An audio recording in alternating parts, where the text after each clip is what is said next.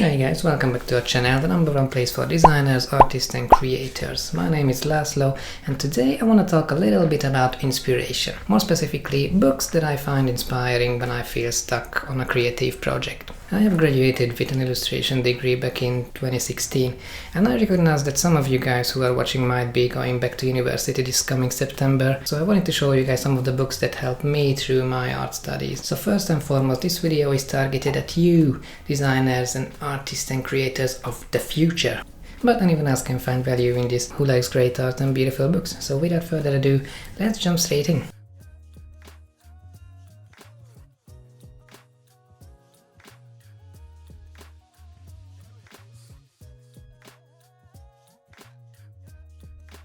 So the first book on my list that I think is an absolute must for every artist is this one, Imaginative Realism, How to Paint What Doesn't Exist by James Gurney. Let's have a quick look. Now this book is a comprehensive guide showing you how to approach projects that you can get straight up photo reference for. If you don't know him, Gurney is a US-based contemporary artist who got famous for his Dinotopia concept. Now Dinotopia is this imaginary world, an island where dinosaurs and people of the 19th century lived together in harmony in a kind of steampunkish but also ancient civilization-inspired environment. The first Dinotopia story he wrote is an illustrated children's book, but over time the concept expanded way beyond him, and now there are a number of novels, TV series, animated cartoons, even a video game has been created based on this imaginary place. James goes into incredible detail explaining how he approaches all his painting projects as he is going through his career in his book. He started out as an in-house illustrator for National Geographic magazine back in the 80s, where his jobs were visualizing things they couldn't get photos for basically. Not just dinosaurs, but prehistoric humans, ancient civilizations in their former glory, that kind of stuff. He describes literally everything in this book, from what easels and pencils he likes to use to how he composes his final paintings. He's showing us different versions and a lot of sketchbook work as well, everything. His philosophy is based on this idea of mixing photo reference with his imagination and making logical assumptions on how non-existent subjects would and could look like if they were real. Now he's a big advocate of making your own references, to take your own photos, posing costume, making maquettes out of clay and everyday objects. According to him, to make the artwork believable, it has to be loosely based on real imagery. There are way too much information crammed in this book that I could talk about for hours really, but let me just mention one of my favorites here, where he talks about the color of dinosaurs. Now here he points out that every now and again you see the same design features in animals that are not closely related. You can find this black stripe around the eyes of a number of different birds and fish and mammals as well, so he safely assumes that some dinosaurs would carry this feature as well. Now this is the kind of thing I mean when I say he introduces his word building logic essentially. Besides creature design, he goes through architectural tips, vehicle design, how to make sci-fi environments look believable. Honestly, the list goes on and on. What makes this book the best art book I have ever laid eyes on. Now, no matter your skill level or used medium, this book is a valuable resource for any visual artist. Actually, he says it towards the end of the book himself, that he recognizes that a lot of people work digitally these days rather than, get out the old paints. But he claims that at the end of the day, that doesn't really matter, because the basic creative process, the flow of a project, will always be the same. Oh yeah, by the way, Gurney has a great online footprint as well. He's on Instagram and he also does tutorials here on YouTube, so feel free to go and check him out. Now this book has been recommended to me by my first year digital visualization tutor. So Aaron, if you're watching, thanks very much. I still use this every time I feel stuck at a project. Okay, the second book that I would recommend any artist to take a look at is this one, The Art of Tangled by Jeff Curti. Now Tangled, as you probably know, is a Disney feature film from 2010, and notably the first fully computer-generated Disney movie ever.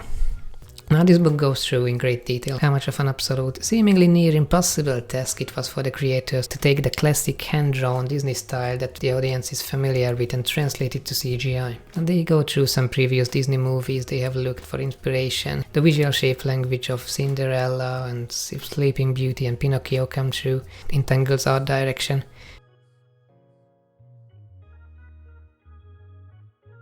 And this is quite interesting as well, that the crew was studying the architectural elements of different Disneylands around the world, because they wanted to see how the previous generation of artists who actually designed the parks before them have solved this problem of converting two-dimensional elements to a 3D environment.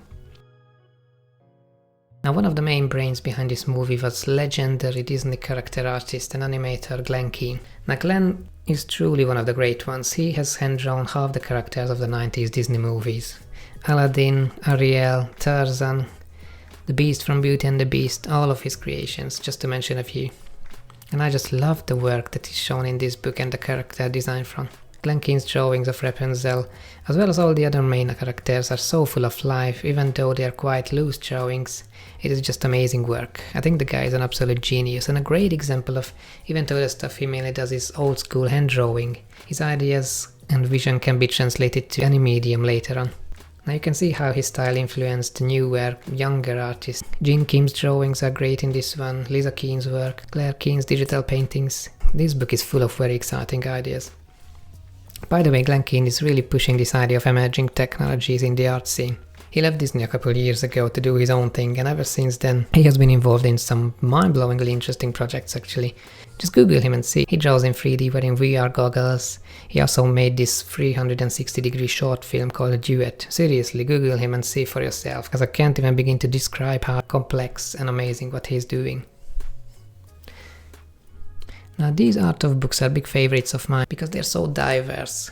Whatever kind of art you specialize in, you'll find something to study here. Character designs, both traditional and digital media, storyboards, architectural drawings, color keys, anything that comes with making an animated feature is put in these books in a very concise manner. Now, I don't know if you can tell, but my copy it has seen better days, I have to admit. The binding of the book is starting to now lose its former glory.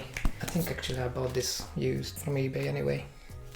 But yeah, I love drawing characters and faces, and character design in general is something that I'm very passionate about.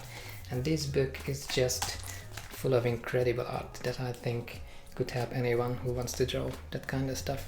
It's definitely my favorite out of these Chronicle Disney the art of books that I own. And I got a few. And the last book I want to mention is this one, The Lord of the Rings Sketchbook by Alan Lee.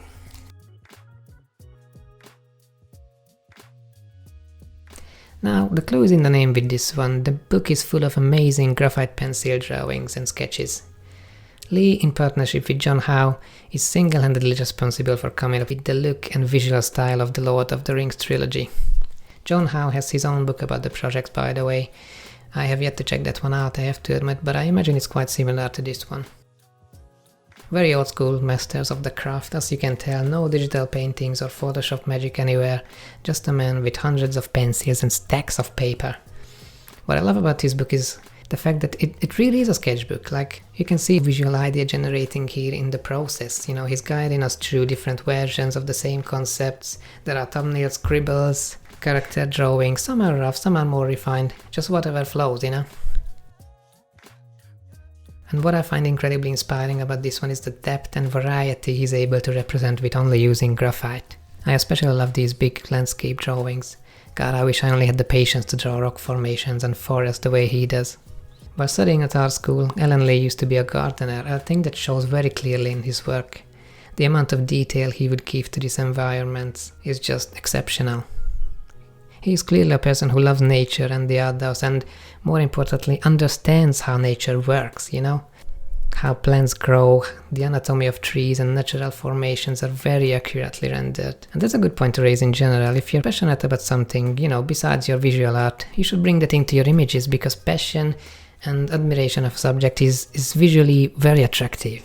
You know, whether you get inspired by nature like Alan Lee, or music, or movie posters, or I don't know, your pet, you know. The muse can be literally anything. Just bring your interest to your art and see what happens.